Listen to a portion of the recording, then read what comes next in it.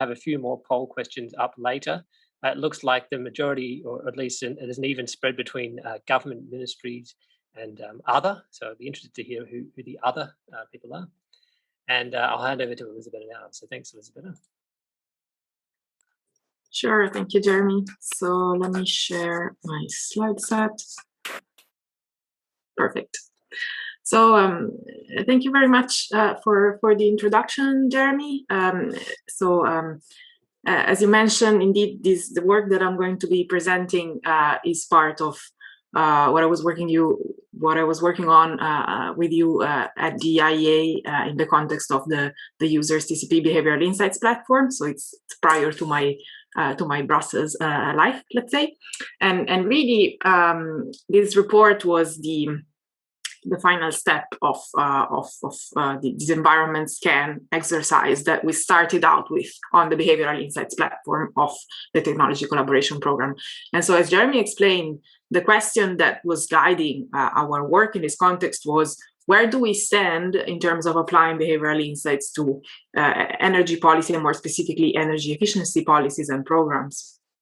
What is going on in this space?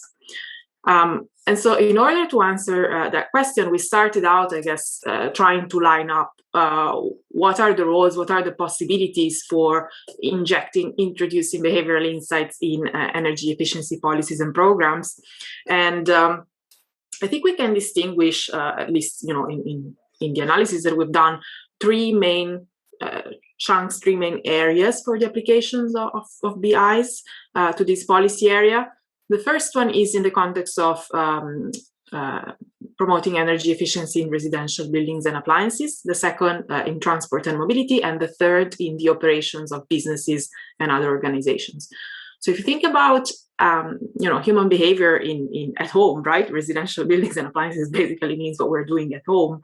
You can see there's space for BIs in promoting lower energy consumption, by tweaking a bit our daily behavior, but also promoting more structural improvements, right, in the energy efficiency of our home and appliances. So investment ultimately in things like retrofits or new, more energy efficient appliances.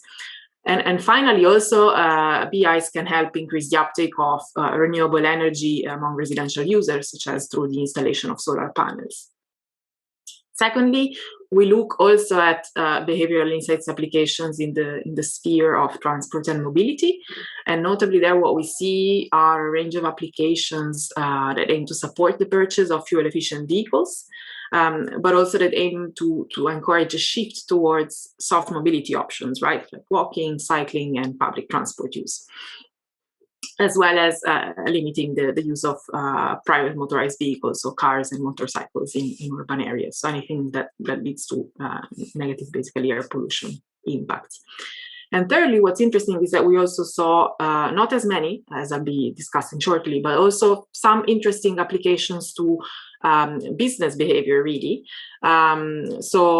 Interventions that aim to encourage businesses to reduce their energy consumption, I guess, in their regular operations, but also encourage employees to make their workplace behavior more energy efficient, which is particularly relevant, I'd say, in the service sector.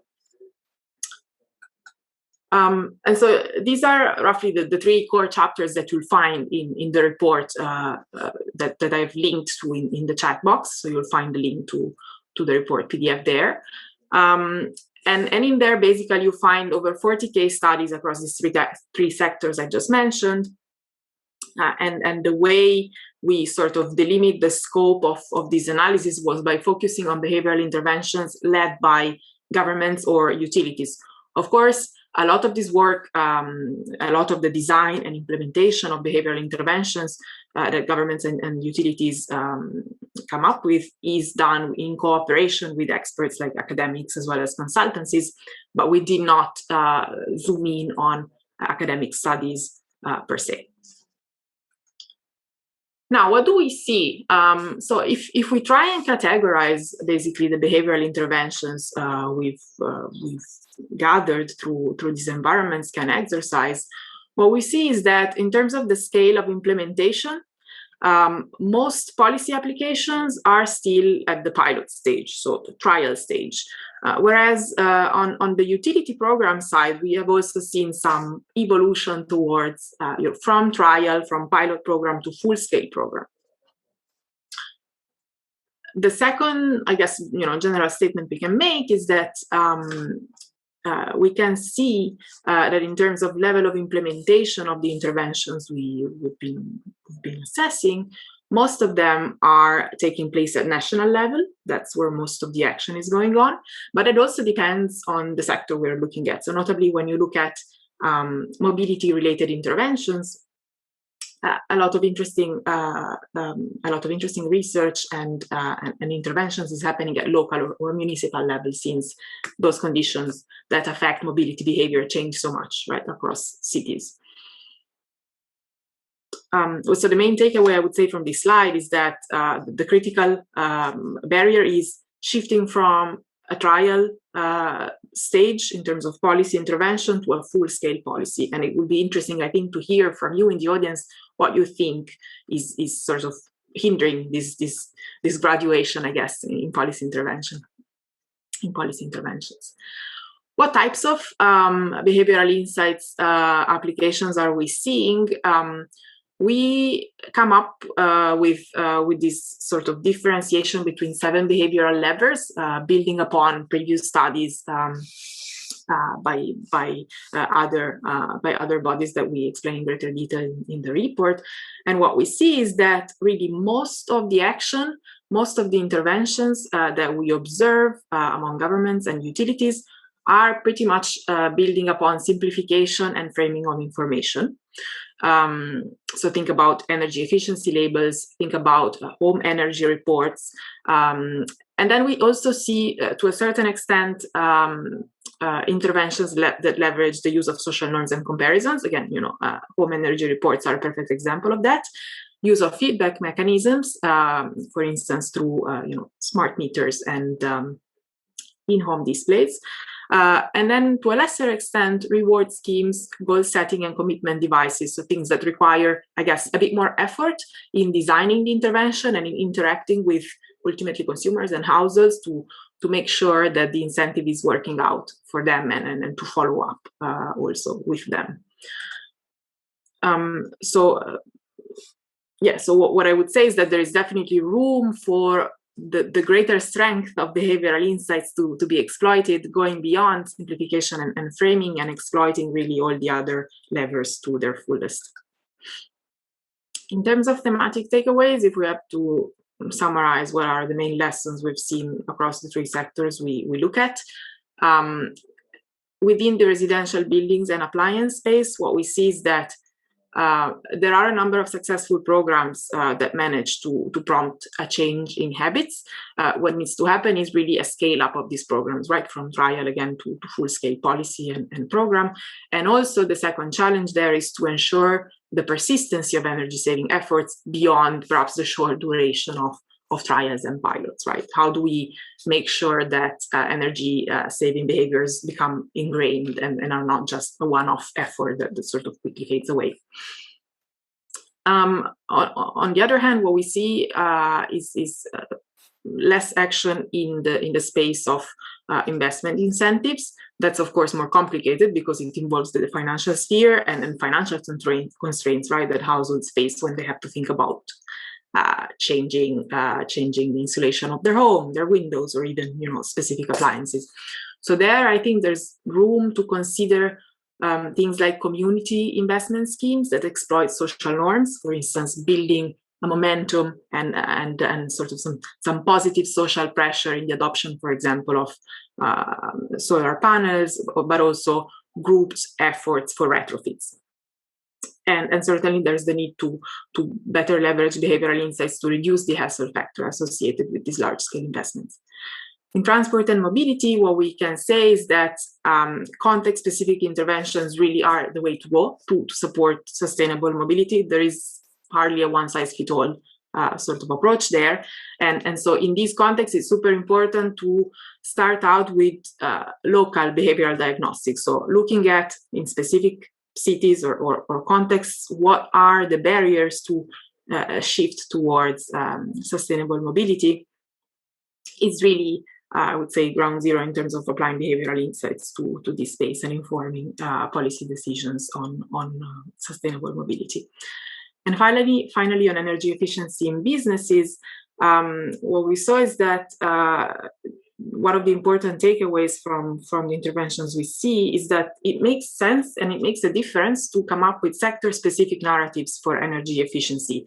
The operations of, let's say, a paper manufacturing industry are very different with respect to a textile manufacturing industry, of course. And so it makes sense to come up with specific key performance indicators that speak to each sector and that break down the advantages of energy efficiency investment and energy efficient practices in each of these areas. More broadly, we see most behavioral interventions target individuals and household behavior. So there's a lot of room to do more in terms of applying behavioral insights to encourage sustainable behavior by and within organizations and businesses. Most interventions we've seen focus on incentivizing habit changes, and of course there are different barriers and perhaps tougher barriers to overcome when it comes to encouraging energy efficiency investment. And finally, and this is something that also Jeremy said at the very beginning, and it's really super important, behavioral insights can enhance the impacts of, let's say, traditional environmental and energy policies, from dynamic electricity pricing to urban congestion pricing. And these, I think, could be perhaps the Trojan horse that helps mainstream behavioral insights and behavioral diagnostics across energy policy making. And I guess this is, in a way, perhaps the next frontier.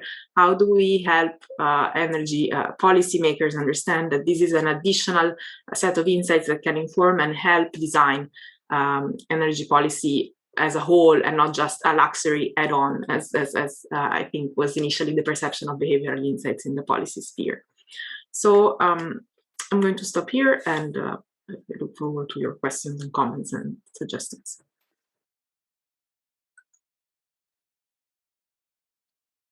Thanks, Elisabetta. And if anyone does have any questions, please feel free to post them in the chat. In the meantime, we'll all have another question and answer session later on, following all three presentations. I'm going to ask a quick question while I set up the next Menti poll, and that is, Elisabetta, you worked on a similar cross-cutting study looking at behavioural insights applications for environmental policy when you were at the OECD, and that was a few years ago. Seeing as it's been a few years between that study and the one that you've just completed, would you say you've seen a growth in interest in behavioural insights applications in the intervening years, or is it much of a muchness, kind of the same level of interest? That's a good question. I wouldn't say that there has been a big explosion in the past 3 years, I'd say. But what I've seen, and certainly what differentiates perhaps the potential of behavioral insights in energy efficiency and broader energy policies, waste prevention, is that the big advantage in the energy sphere is that today with digital technologies, you can track energy consumption in a much easier way at household level. And so that's a great tool because it can help, I think, better communicate with households and also help them better track what are the outcomes of their efforts. So that's certainly something that that should help and should be more exploited even, because it's something that you can do, for example, with waste generation. It's much harder to track in real time, how much waste you're generating today and in time, whether or not you're putting any effort in it. And I'd say that the second difference that I can see, and that's a positive difference, is that energy utilities have played a huge role, I think, in mainstreaming and in making good use of behavioral insights to encourage energy efficient behavior, as well as to some extent also investment in this sphere. So that's certainly something that's a positive development in my view. Great. So we have another poll question up, and if you in the audience would like to visit menti.com, as you can see in your screen, and enter that code in, we heard from Elisabetta that there has been a sort of gap between trials of behavioural insights applications and mainstreaming of behavioural insights in energy efficiency policy.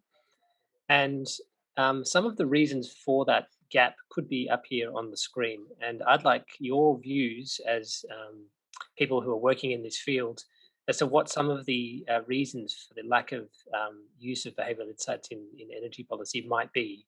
Now, of course, there might be other factors that I didn't list here in the poll question, so feel free to choose number 6 if that is the case. But yeah, I'd be really interested in seeing what people think are the main barriers stopping people from using behavioural insights more when making energy efficiency and just demand-side energy policy in general. Yeah, so I'll give it a few minutes, and while we're doing that, I'm going to introduce our next speaker, Nina Campbell. So Nina is a senior advisor on policy and engagement at EECA in New Zealand, which is the agency responsible for energy efficiency. As a behavioural scientist, Nina takes the lead in all things human-centred at EECA, including energy user behaviour, community energy, and energy hardship projects. She also has a focus on evaluation, promoting an evidence-based approach to continuous improvement of EECA's programs. And prior to working at EECA, Nina spent 10 years in the energy sector in Europe. Most of that time was in the energy efficiency division at the IEA, another alumni. So Nina, I'm going to hand the floor over to you while we wait for a few more of these poll results to come in. And I will, in a moment, I'll stop sharing my screen and you'll be able to share yours. So as we wait for that to happen, yeah, there's some results coming in. Thanks, Jeremy. Should I be able to share my screen now? Not quite. Yeah. Okay. So if I stop sharing that, we won't be able to see this. Oh, I see. Okay, so I'll just wait till we're done with the Menti poll. I jumped poll. the gun a bit there, got sorry. It. No problem. But what's coming up clearly here is that people think that a lack of skills is a big prohibitor to people using behavioural insights more in government ministries. So that's quite interesting. And second, dominance of orthodox thinking. I'm going to leave that poll open and I'll stop sharing now so Nina can take over. So thanks, Nina. Thanks a lot. Those answers were really interesting because that sort of aligned, those were to my top 2 as well, and that's really based on my perception of how things are in the New Zealand context, which is what I'm going to talk about. So yeah, thank you for the introduction. Indeed, I'm working at, we call it ECA, sort of slightly snappier but equally mystifying, the Energy Efficiency and Conservation Authority of New Zealand. And we're a Crown entity, but we are also the agencies that's responsible for direct engagement with the public on energy efficiency and conservation. So we have always had a really strong role in public engagement. We are, for example, the agency that's responsible for dealing with running any power saving campaigns in the event of a shortage.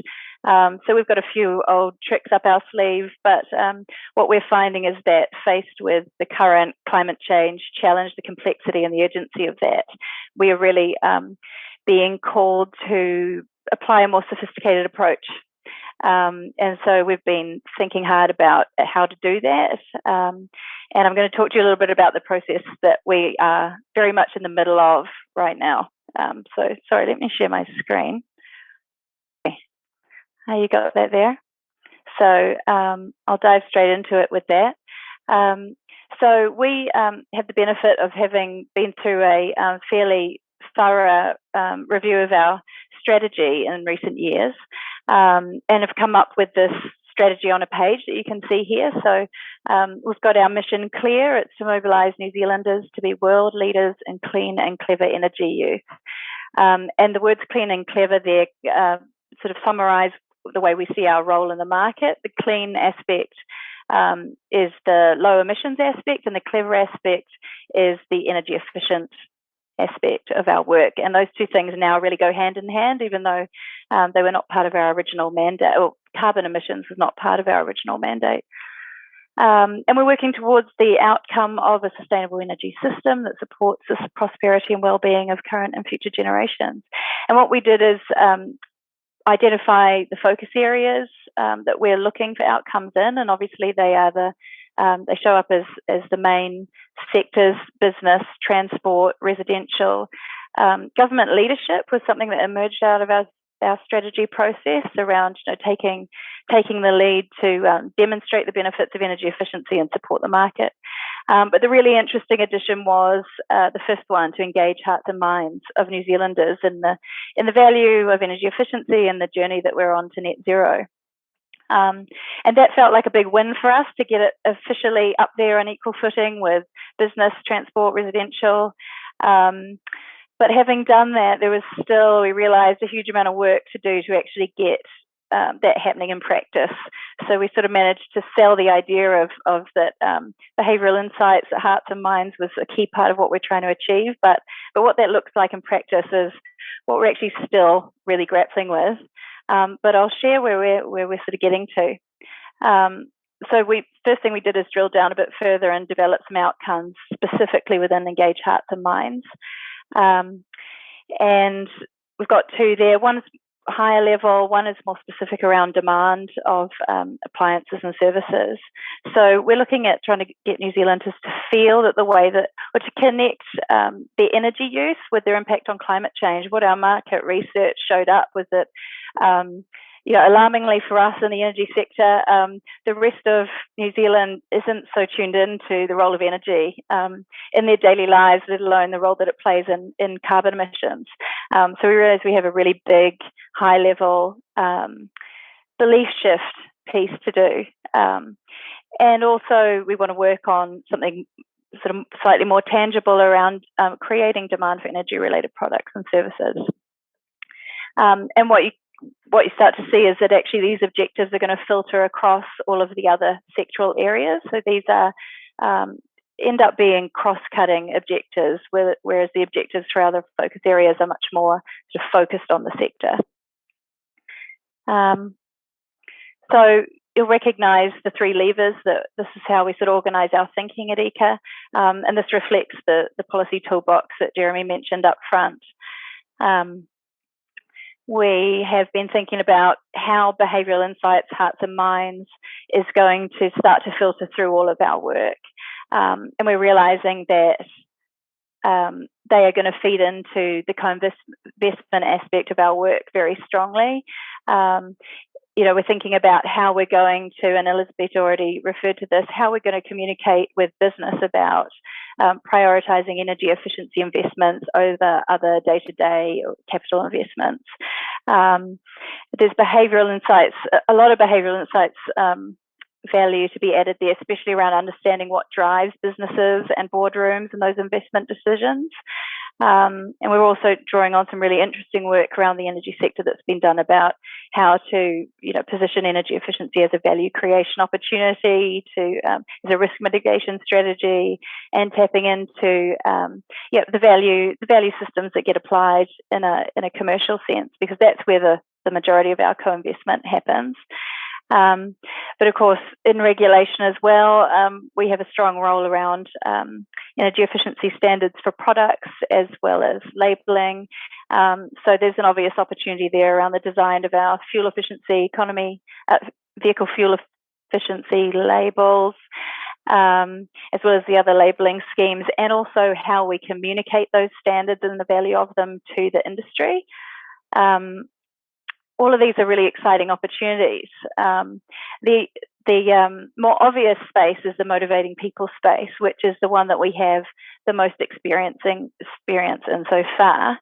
As I said, we're public facing, so we've got a long history of being in the media, of being on TV, but most of that has been very, naive, sort of simple information communication strategies. We haven't actively drawn on behavioural insights in any of that work. We do videos showing people how to load their dishwasher efficiently, or explaining the benefits of insulation. And we realised through this process that actually we started to dig into some of the things of the kind that Elisabetta mentioned, that actually there is a lot more that we could be doing in all three of these areas. Especially motivating people. That's where the obvious kind of big wins will come very fast. What we're realizing is that it's really not good enough where we were at our starting point, especially, as I mentioned at the beginning, in the context that we're working in now. The sustainable energy transition is really going to change the position of the public in the energy market. they need to be more empowered and more engaged and more aware of what's at stake and how to maximise the value for them. And of course, in the context of a climate emergency, urgency is the question, and we just realised that we needed to be making a bigger impact faster. We're looking for systemic change on an unprecedented scale, essentially, and so we're looking at how to step up our action, move beyond simply informing Kiwis about what energy efficiency is, and actually getting into the long-term behaviour change space. So thinking about how to do that, we're very focused on behaviour change. That's sort of our business from a motivating point of view. But what we had to take account of as well is the fact that we're working in the context of some very complex socio-technical structures and barriers, and that we also need to recognise the limitation of what we could ask people to do in their own lives. And that even if we look at the amount of investment that people have control over and the amount of impact of individuals' purchasing choices, there's still going to be a large chunk of emissions to be saved and work to be done that was going to have to happen at a larger scale, at a higher level, at that systemic level. So with those two things in mind, this is where we landed with our Hearts and Minds strategy on a page. Again, we like to have everything on one page. And this is, been translated into a much more sort of user-friendly perspective. So now we've got move, live, lead, and do business. But what you can see is that the objective that we've set for ourselves in this space reflects that's in the light green box in the middle there, reflects the sort of the two levels of outcome that we're looking for. So we want to create fertile ground to enable systemic change where sustainable energy is accepted and demanded. And we realised that, the old familiar top-down, bottom-up approach actually made a lot of sense here as well. From the top down, what we want to do is get into that systemic change space and create the environment, I guess, where the public is open to change on the scale that's required. So sort of creating that fertile ground for regulation ultimately. But for that to happen, we need to have the public fully engaged in the project of improving our energy productivity and reducing our emissions. And we've started the journey of thinking about what that would look like in practice. And we're thinking about developing and promoting a vision for sectoral transitions, where that social license for change could actually be worked on at the sectoral level. So working with businesses, working with stakeholders in the transport sector, or in particular in the industrial sector where a lot of our emissions come from, breaking that down into sectors. The dairy sector, for example, in New Zealand is a really big contributor to emissions, and actually mapping out for them as a sector what the journey looks like, and I guess what the market looks like at the end of that journey, and really mapping that risk profile, taking into account behavioural insights about what we know about what businesses care about and what they respond to. And then the bottom-up angle is, continues to be really critical, driving individual behaviour change. We know that Kiwis understand that climate change is an issue. As I said, what they don't necessarily understand is the role that their energy use plays in that, and also what specifically they can do. So we will continue to work on specific behaviour change campaigns.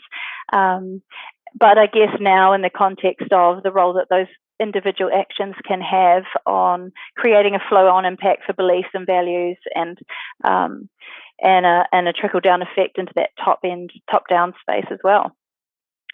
So as I say, it's fairly early days for us actually putting this into practice. What we have done though is created a big step change in our public-facing marketing campaign. So this is a little snippet from the Gen Less campaign and platform, as we call it, which is, you can tell from the name generation, we're really trying to tap into that culture change and trying to bring people on a journey with us.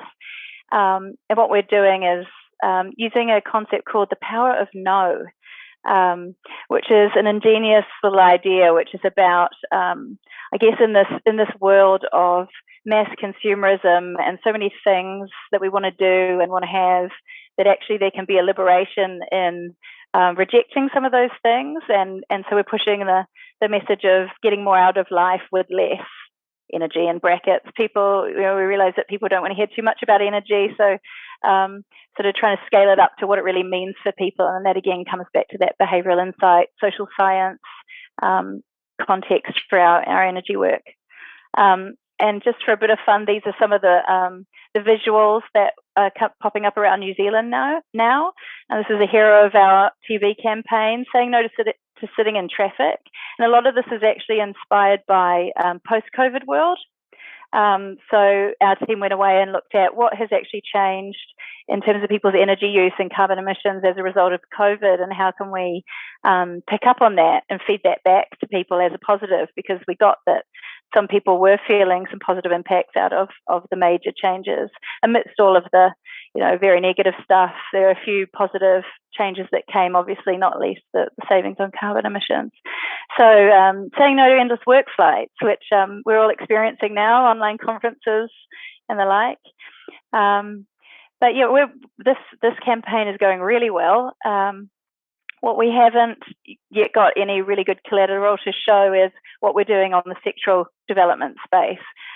We are just really in the drawing board stages of thinking about how we could take people on a more sophisticated journey, from just moving from the items I've just shown you, which kind of send one message, to actually taking people through that journey from awareness of an issue right through to a more long-term attitude change.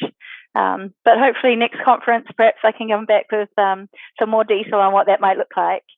But for now, we've got a really interesting challenge ahead of us, particularly in that higher level space, because we're conscious that what New Zealanders really want from us is a coherent voice on climate action, and not just around energy actually, but across the whole spectrum of energy emissions.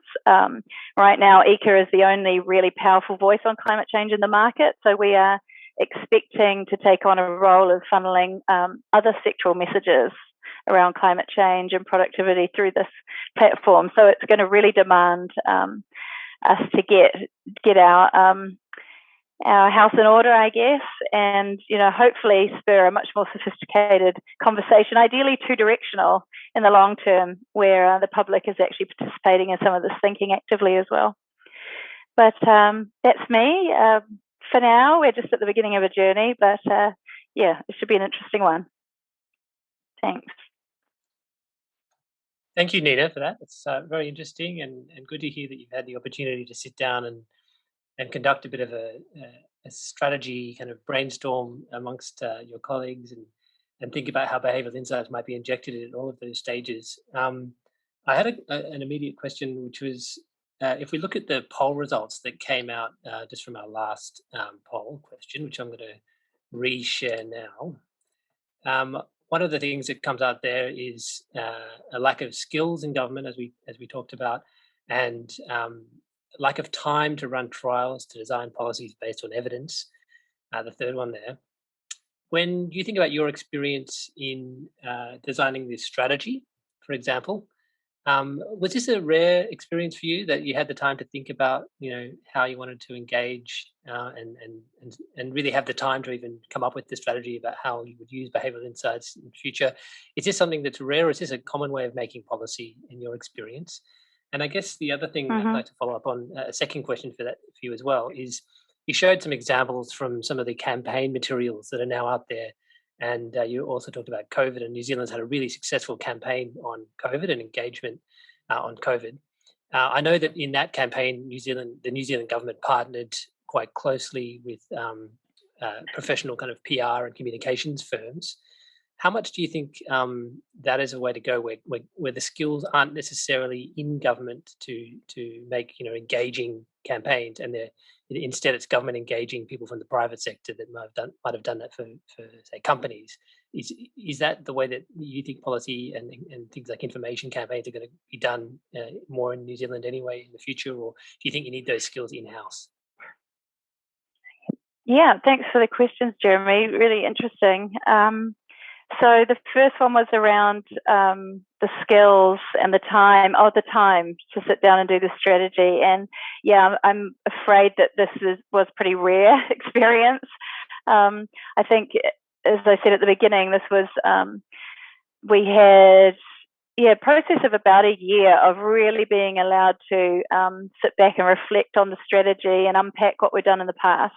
And as you saw, it gave rise to some actually quite innovative thinking around pushing harder on government leadership and most particularly the engaging hearts and minds piece. So I think that was a rare opportunity. And unfortunately, having done that, I guess we've also now struggled to have the time that we needed to kind of go deeper into each of those newer areas and really flesh them out. So that's happening much more slowly than I guess I would have liked. But having had that opportunity, I guess I shouldn't complain. It's been a really positive result for us, and hopefully we will have it again. And your other question was around the role of advertising agencies and those sorts of skill sets, and I think there definitely is a role.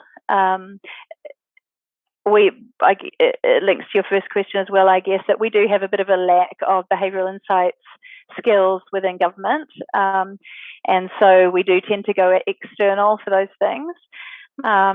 And some of the shots that I showed you were very much informed by the help of some fairly prominent ad agencies in New Zealand, hence the really good results. But I think there's definitely a role for them, but I do think the one thing that they don't bring is the intimate knowledge of the energy sector. So what we found is that until prior to doing the strategy, we had some great public campaigns starting to come through, but having the time to get our energy sector experts around the table with those people and our marketing and comms team really enhanced the value and I guess the targeting of the messaging. So rather than just being based on kind of surveys of the public, it was also paired with insights about where we know the big energy efficiency opportunities are, for example, which is something that the ad agency can't help us with. So I think that partnership is probably the future, at least from where I'm sitting. Makes sense. Thanks, Nina. So I'm going to throw up another poll question before introducing Thomas, our final speaker. And this question is on your screen right now. If you are an audience member and you'd like to participate, please visit menti.com and enter that code. And the question is, where in the policy cycle are behavioural insights needed most? At the problem identification stage, when identifying the possible policy options that could be used to solve a policy problem. At the design stage, when you've selected a policy to solve your policy problem and you want to tweak its design or choose exactly how the policy is designed. At the implementation stage, when rolling out the policy and you're communicating with people and explaining how it works and trying to get people to maybe take up an incentive, if it's an incentive, for example, or at the evaluation stage, when you're starting to assess the policy effectiveness, when you're designing metrics and methodologies to evaluate policies, is that where behavioural insights are needed? Now, of course, they're probably needed at all stages, to be honest, but we're kind of interested to know if there's a particular stage in the cycle where you think they're most needed. While that's happening, I'm going to introduce our final speaker for today, Thomas, who is from the Netherlands and is the coordinator of the Behavioural Insights team at the Netherlands Ministry of Economic Affairs and Climate Policy. He's also chairman of the Behavioural Insights Network of the Netherlands, which is a collaboration between all ministries for the application of behavioural insights in policy, implementation, supervision, and communication. And its purpose is to exchange knowledge and experience of using behavioural insights in all those applications. So it's a really interesting model they've got there in the Netherlands. And Thomas has a PhD in experimental economics and game theory from Utrecht University.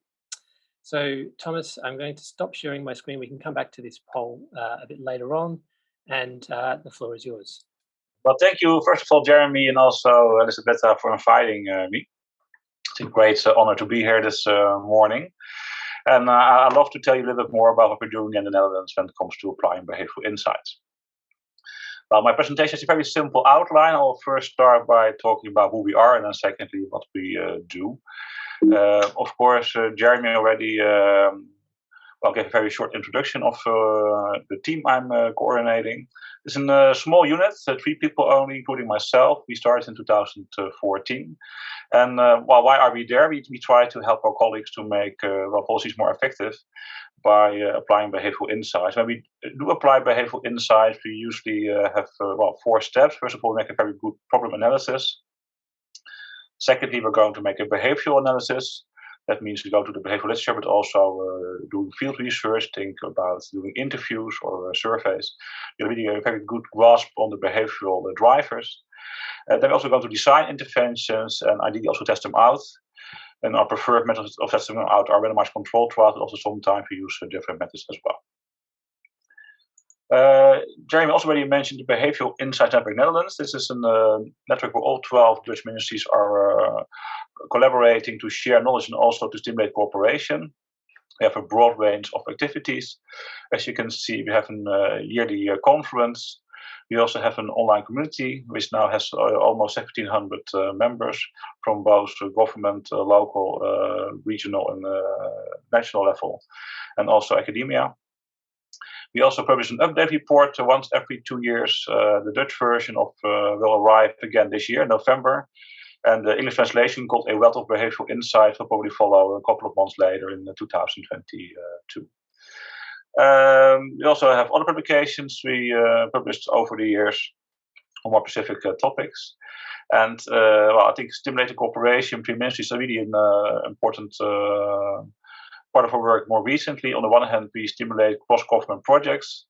So where different ministries are collaborating on one particular project. But also, since the last year, we have a couple of thematic networks where behavioral experts from different ministries who have a shared policy responsibility try to come together and to also exchange knowledge and also formulate new research questions and also perhaps identify new projects where we can cooperate on. Now I'll give you some examples of our work. I will give you one more extended example, which is an oldie for us. This was one of the first projects we did in 2015. I think it's a classical example of an email trial. So the setting is the following. It is about energy saving in industry. In the Netherlands, we have 2 agreements with industry. One agreement is the top 100 companies who use most energy. The agreement I'm going to discuss this morning will be the second one, which is with a group of 1,100 companies. This is the next group of very energy-intensive industrial companies. The agreement actually was until the end of last year, but I think they're already working again on a new agreement. And the previous agreement was running for more than 2 decades. So we was on a long-term agreement. And it basically worked like this. And the company, or also sometimes an entire sector, would join this agreement.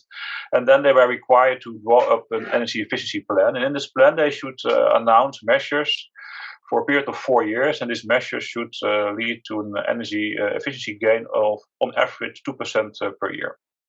Then during 4 years, they would implement this plan, and then every year they were asked to report about their progress to our implementation agency called RVO. And then RVO would turn this data into reports. And they made 3 reports. On the one hand, a company report, which was sent back to the companies. Also a sector report, which was sent back to the entire sector. And also a national report, which was sent to Parliament.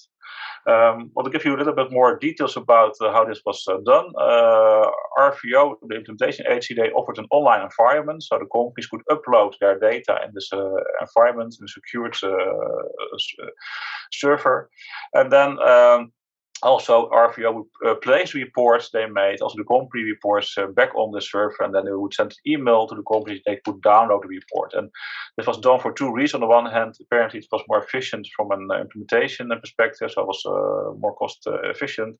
On the other hand, also the data was quite sensitive, so they didn't want to send it just by email. So the companies should download these reports. And what we do know is that giving feedback about your energy usage can stimulate people to do more actions when it comes to energy efficiency. It's also the philosophy behind this agreement. So RVO, the implementation agency, they approached us because they had the feeling that not that many energy coordinators of these companies were actually downloading these reports. So they had a rough estimate. They thought that around 40% of the companies only download these reports. So our task was, can we increase the number of downloads of these reports? So as I said, it was a classical email trial. So we had several emails which were being sent out in our experiment. The control group, they got, the original email, which you can see was rather long. Also contained lots of unnecessary information. Also didn't really activate people to download the report. It started with the thank you for handing in your monitoring data. Actually, the purpose of this email was please download the report. It also contained a link somewhere midway the email to the general web page of RVO, not a link to the login screen. And also it was unpersonal, so dear sir or ma'am. So we applied some very basic, making it attractive and making it easy behavioral insight intervention. So we made it more personal. So dear sir De Vries, to just call a Dutch name, or dear ma'am Jansen. And then immediately in the first sentence we indicated, hey, your report is ready, you can download it here. And also the here was the link straight to the login screen. As you can see, really also took out lots of unnecessary information, because it was really only we left the core standing. As you can see, there's much less than it used to be. We had a second treatment where we added one sentence again, and this sentence highlighted what in our opinion was the most actually relevant information, also new information for the companies, namely the anonymous sector comparison. So we had these two interventions, one control group. And here I will show you the results, which were, I think, quite shocking for two reasons. First of all, in the control group, the actual downloads were not 40%, but only 14%. As you can imagine, RVO, they actually worked for 3 months on making all these reports. And only, a little bit less than 15% were actually downloading these reports, so this was quite depressing. The good news, on the other hand, was that actually making it more attractive and simple really worked quite well. So 250% increase in the number of downloads. And then, of course, you can argue, well, download, that is nice, but what about the actual follow-up behavior? Well, we also did a survey about this. We asked some questions to these energy coordinators about their follow-up behavior. That was really good news. Well, we didn't see any difference between the three groups here. So they all showed the same amount of follow-up behavior. So we did not only stimulate the clicks to download the report, but also the follow-up behavior was really the same. So they had the way that they were reading it, or whether they were forwarding it to colleagues, or discussing it with colleagues, or message management, also whether they were thinking about new measures. It was all the same across the three interventions. We also tried to establish a link between downloading and actual increase in energy efficiency. We didn't have enough data for this, so we only found a very weak amount of evidence there. If you want to read more about this project, you can find publication in Energy Policy, also with our academic partners who were so kind to write it all up for this academic journal. So just to give you one example. Now I'll go a little bit quicker over this slide. We just basically give an overview of all our energy-related, also climate-related projects. We also work on all kinds of other topics as well within our ministry, for example, cybersecurity, innovation. So we need to spread our attention a little bit, but these are the projects related to energy and climate change. I will quickly go over them. If you have more questions about them, feel free to do so afterwards during the Q&A in this second part of this session. So I think one of the bigger field experiments we're part of was one among homeowners to give them feedback about their energy consumption.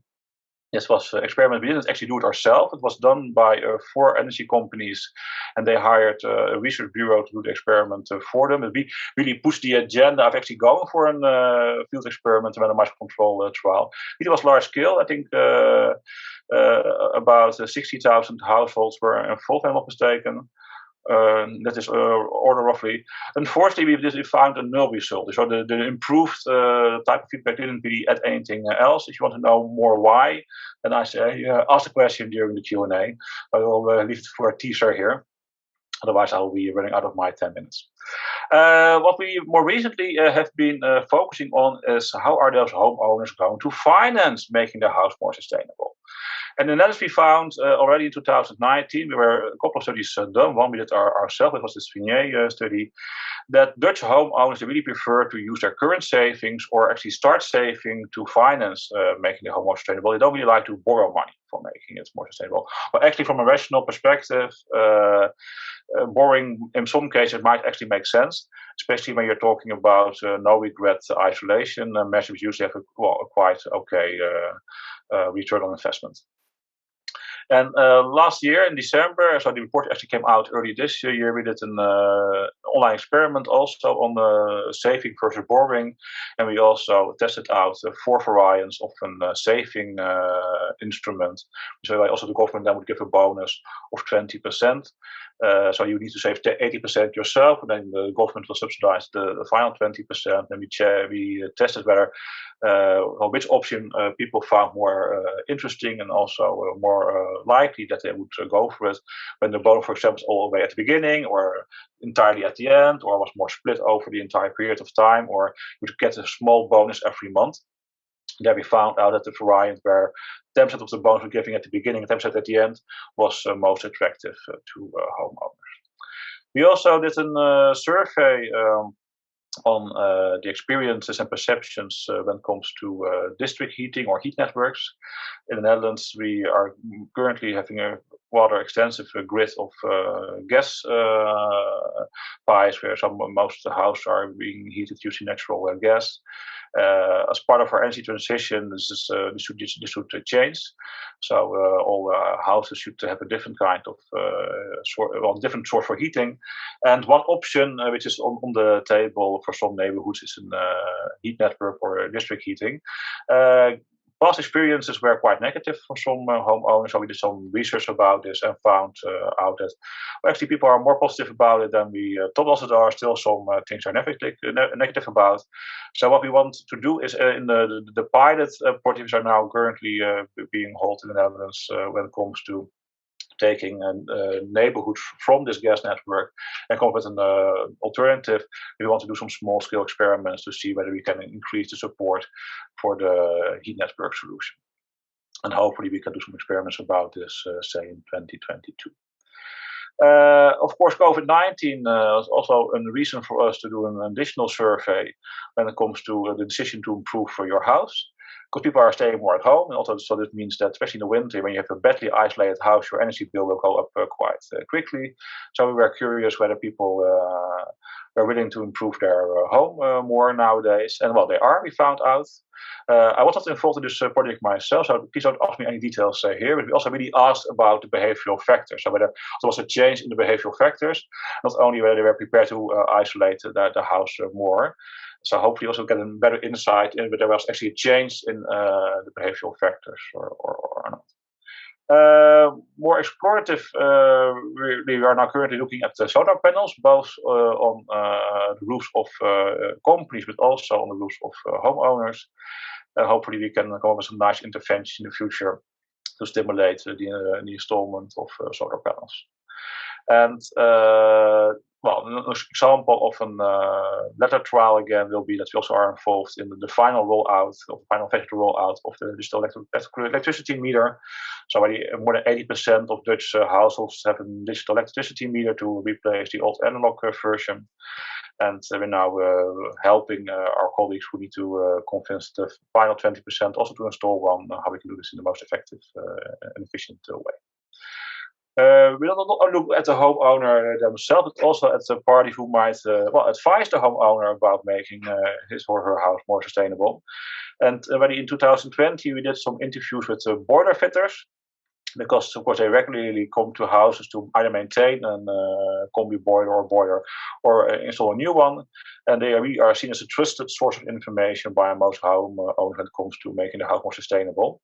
So we also were very curious how they were looking at this and what type of advice they were giving.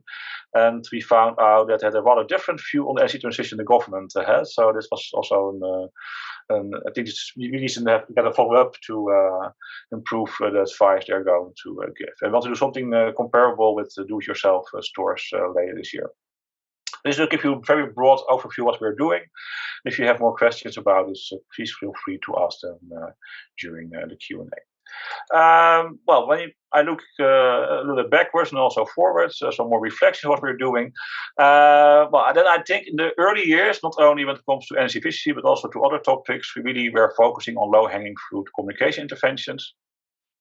So usually relatively easy projects to do. The duration is somewhere between 6 and 12 months from start to finish. And you also have these tested results.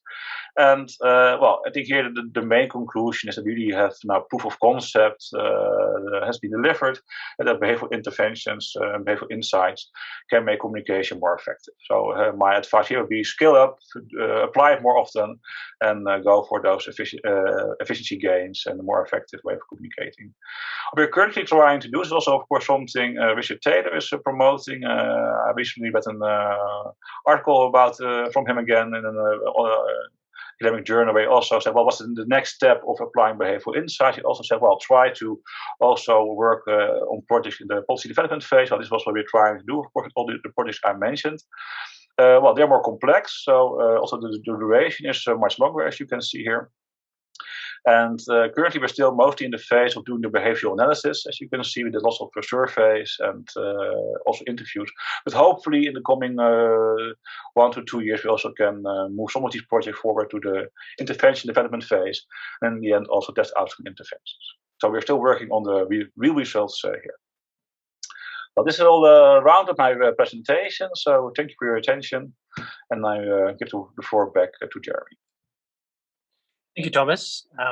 Very interesting presentation there. And I was reflecting on the results as I looked at the poll question that also came, the poll results that came back from our last question. I might ask if you could just stop sharing your screen so that I can bring that up again. What we saw in the results here is that people agreed with the way that the Dutch government is heading, in that people here in the audience think that we should start applying behavioural insights more at the problem identification and policy design stages. And there was, interestingly, no one that said it was necessary or at least voted for implementation. And what struck me about the first part of your presentation was that the industry energy efficiency reporting example you showed, I think showed quite strongly how important it is to get implementation right. In your example, some of the emails that were being sent out could have been easily changed if some behavioural insights were applied at that stage, and the implementation would have been much more successful. So while I'm getting the next poll question up, I had a question for you, and that's you're a central agency tasked with kind of improving the use of behavioural insights across the Dutch government. How has that worked in practice when you're working with line agencies like the Energy Department or the Health Ministry or other parts of government? Are they open to you coming and telling them how to improve the way that they work, or is there sometimes some tension there? Well, I think it really has changed over the years. So when I'm talking about the very early phase of our existence, the first 1 2 years, it was quite a struggle to convince people that this actually might help. We need to have some results first to show. And of course, in the early years, also we used results from other countries, especially the UK, the Behavioral Insights team there. We used their examples, but what I also found out is that, well, your own national examples usually work better to convince people than foreign examples. So it's, well, hopefully, fortunately, we could do some projects in our early years which also yielded positive results. So also in the end, I think helped us to convince more people that it actually can work to use behavioral insights. And I really see that the last couple of years that behavioral insights is getting more and more accepted. And I think there are a couple of reasons for this. I think actually the COVID-19 crisis, of course, it's a very sad crisis in the end. For behavioral insights, it also can be some kind of a blessing, because of course, well, to tackle the COVID crisis, you definitely need behavioral change from the general public. They really should wash their hands and keep a distance and so on.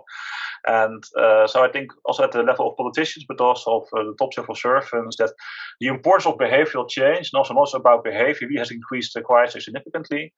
And well, when you look at the climate crisis, which of course the upcoming big crisis, also a behavioral crisis, I think, because people need to change their behavior, and also industry needs to change their behavior behavior. So I get the feeling that more and more people are getting open-minded that, well, actually using behavioral insights also in the field of energy and climate is becoming more and more relevant. Also, when I read policy letters on this topic, behavioral insights is more and more often mentioned. Thanks, Thomas. And I've just put up a new poll question. This one is open-ended, so we're looking for any of our audience members to post some ideas about how we might improve the use of behavioural insights across government. And I've noticed there's a couple of questions as well in the chat window. So the first question comes from Suhaib, and I hope I've pronounced that correctly. I think this came during Elisabetta's presentation, and it was, how do we begin the process of distilling behavioural interventions in organizations?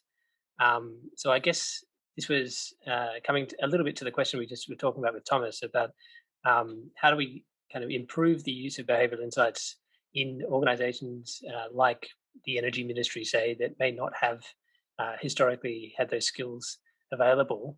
I'm opening this up to really anyone on the panel. Do you think there's a model that works to improving the use of behavioral insights in government agencies? Do you think it's something like the way that the Netherlands have done it, where they have a centralized agency that has that hires people with these specialized skills, is the way to go? Do you think it's that we need to have units within each ministry? Yeah, I'd be really interested in anyone who wants to comment on that question there. If there's a way to improve, I guess, the use of these things. And Nina's got her hand up, so I'll hand to you, Nina. Yeah, well, I was just thinking that, well, as I was listening to Thomas talk about the way they've done it in the Netherlands, that, that's exactly the question that is on my mind for how we're going to get this action scaling up in New Zealand. And we've made the same recommendation through our current Climate Change Commission consultation process, lobbying for a behavioural insights team, a centralised behavioural insights team for the New Zealand government to try and do the work that Thomas has described across all agencies. I think ideally we would have people in-house at ICA. But I think the work that needs to go on around making the case for why behavioural insights are so valuable is probably best done cross-sectorally at this stage, because at least in New Zealand, the skills are relatively scarce. Yeah, but I'd be interested to hear whether anyone in the audience has a view or other experience. Elisabetta, do you want to? Yeah, maybe if I can jump in there. I think there's probably no let's say one size fits all solution in there, but I do agree with what Nina just said, in a sense that it might make a lot of sense to start out with a centralized unit. So for a couple of reasons. The first reason is that behavior change is central for change in a lot of policy areas, not just in energy efficiency, right? And so I think having that kind of reflection at central level can perhaps break down more barriers across ministries, across government agencies, and make more civil servants realize about the importance of behavior change and thus of the role of behavioral insights in their day-to-day use. And secondly, I think it can be an initial relatively small investment at first that can then, down the line lead to the generation of other units within ministries, within agencies. I've seen, this is, my understanding is it's what has happened, for instance, in the UK. They started out with a relatively small behavioral insights team within the Prime Minister's cabinet, and then now several regulatory agencies and several ministries have their own experts in-house. Likewise, I think a similar thing is what has happened in Australia, which has today both the central level team and teams within ministries, but also at different levels of administration. That's also something very meaningful according to what each administration is tasked with. Is it the federal government? Is it the regional government? Is it the municipal government? So according to that, I think you need experts at different stages of the policy cycle. So that's interesting. if I may add to this, I think it really depends on the way your government is organized. So in the Netherlands, the departments and ministries, they are rather independent. That's why we don't have a central behavioral insights unit in the sense of a team with capacity, but we have a network for knowledge sharing.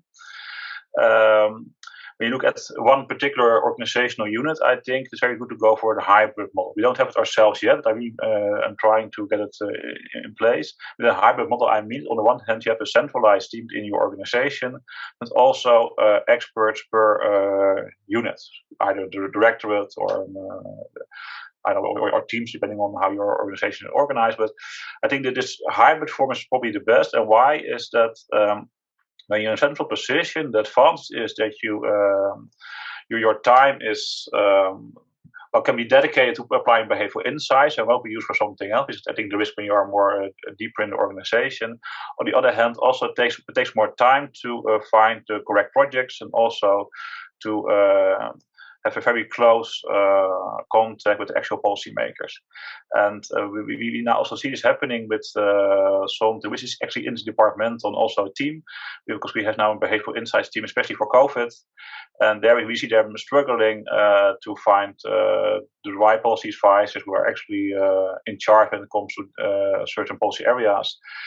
So most of the time it's getting lost in finding the right person instead of thinking about behavioral interventions. So that's why I personally think in a hybrid model is probably the best. Thank you all. We have a couple more questions coming through now. There was a question around the results that came out in Elisabetta's presentation. But I'm just going to skip that for a second because we're on this question about institutions and how they can be established to work. And there's a question here from James Carroll. And it says the following: our experiments and surveys over the past decade in Ireland show a very consistent finding that long-run pro-environmental values / awareness and concern is a strong determinant of pro-environmental behaviours. Such values are likely to take many years of educational interventions. And his question is this: can behavioural insights, which is mostly considered a short-run choice architecture / nudge policy, be also harnessed to foster these important long-term changes in values? And should policymakers be focused more on long-run education, therefore? I think it's an interesting question. I just personally, in our opening to this session, made the point that in the platform, the UsersTCP Behavioural Insights platform, we definitely see behavioural insights as being more than nudges. It's more than the short-run choice architecture experiments. We are talking about behavioural insights as being insights from the behavioural sciences that can be used to improve all policies, including long-term education programs. But I'd be interested in other people's views about this on the panel. So do you think behavioural insights can be used to kind of create changes in values over a long period of time? And if so, maybe if anyone has any answers as to how, that would be interesting as well. So I guess I'm going to open up the floor again. If anyone wants to raise their hand to have a go at answering that question, I would invite your hand to come up. Thomas has his hand up. Thanks, Thomas. Well, I think first of all, we also would like to emphasize the point you're making, Jeremy, that applying behavioral insights is more than only nudging. So you also can use behavioral insights to get better subsidy schemes or better legislation in place. Next to that, I think also you have these new techniques called boosting, which are much more about long-term change, also changing people their intrinsic motivation. So I think along that way you also can do behavioral type of interventions. Elisabetta, did you have your hand up as well? Yeah. So I mean, I totally agree with both of you. I think probably, on one hand, it's good that in the early years, behavioral insights teams focused on, let's say, the nudges, the quick wins, right? Because that, I think, managed to get the attention of policymakers and governments and to attract the budget that these types of teams deserve to then embark on more ambitious and more long-term projects. This is also something that Thomas was mentioning earlier. And of course, something more ambitious is the long-term improvement in awareness of how does my behavior affect energy consumption and how does that impact, climate change. That's a complex, right, sort of train of thought, and it requires some time to affect. So one way perhaps behavioral insights can help inform this type of change is what I think we call behavioral diagnostics in the report, and perhaps it's something that gets close to what Thomas was calling behavioral analysis. So really trying to understand what is blocking progress, what is preventing behavior change. Is it that we're talking about something very complex? People don't know what a kilowatt hour really means when they look at their bill, or maybe they don't look at their bill at all because they have so much going on in their daily lives. That's barrier number 0 before understanding how to alter your daily, energy consuming activities and make a positive impact on the environment. So that's, I guess, point number 1.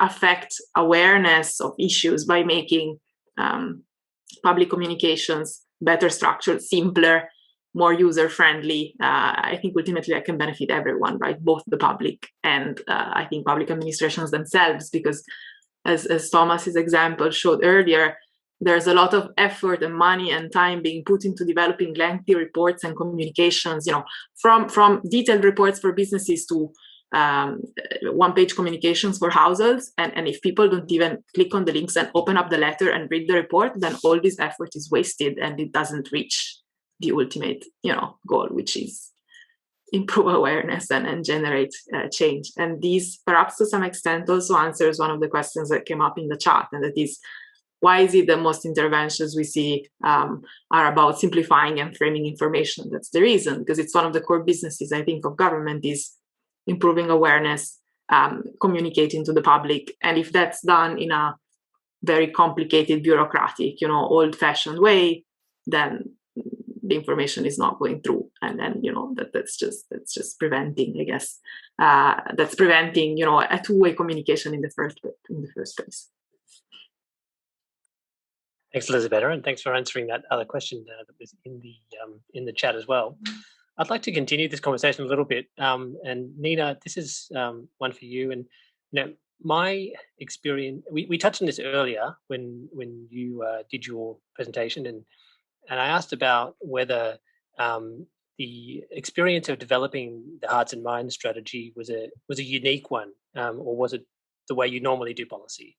And you said it was a bit of a unique opportunity. You don't always have the luxury of time to develop these strategies and think things through and really use evidence to develop something.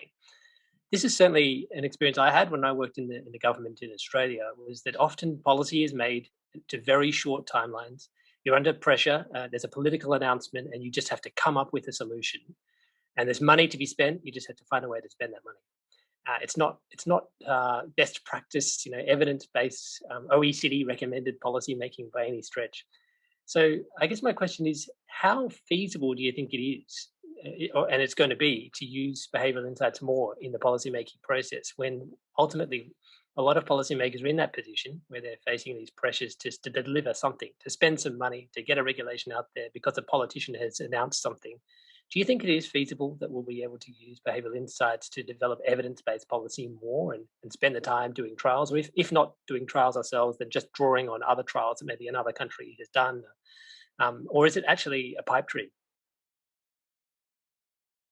Oh, well, look, I think we have to answer positively to that question, because we need that change to happen.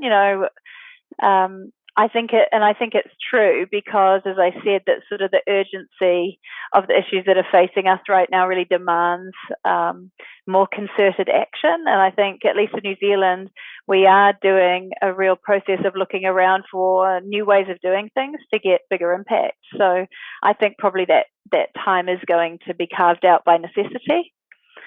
But I also think, having something that Thomas said as well, that having actually those examples will support greater uptake. I think hopefully there'll be a kind of a snowball effect where the more of this work we do and gets seen, the more it will be taken seriously and invested in.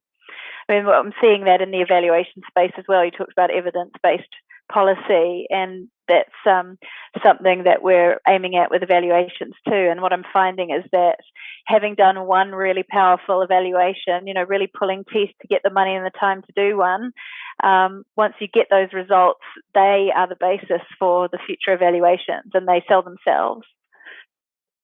So yeah, I'm positive. Good to hear. I'm glad to hear it. Okay, so we were going to finish about 25 past. It's 26 past now.